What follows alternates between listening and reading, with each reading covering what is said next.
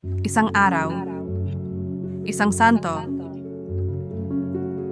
may maligayang pagdating sa channel na nagbibigay pugay sa mga lalaki at babae na nagmarka sa kasaysayan ng simbahan sa buong panahon.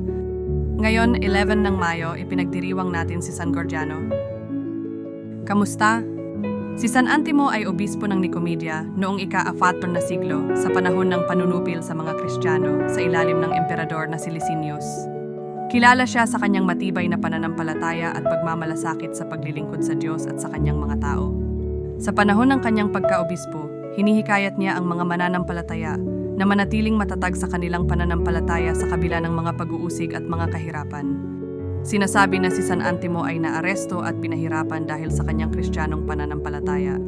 Sa kabila ng mga pasakit, nanatili siyang tapat sa kanyang mga paniniwala hanggang sa wakas. Siya ay martyr, nagpapatotoo sa kanyang malalim na pangako sa Diyos at sa kanyang simbahan. Narito ang isang dasal na inilalaan kay San Antimo. O makapangyarihang Diyos, nagpapasalamat kami sa iyo para sa buhay at patotoo ni San Antimo, matapang na obispo at martir ng pananampalataya.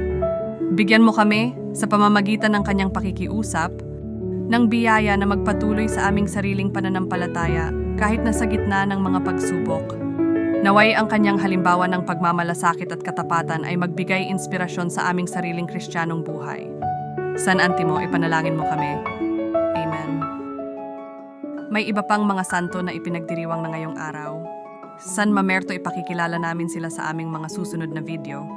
Maligayang pagdiriwang sa lahat ng ipinanganak ngayong araw.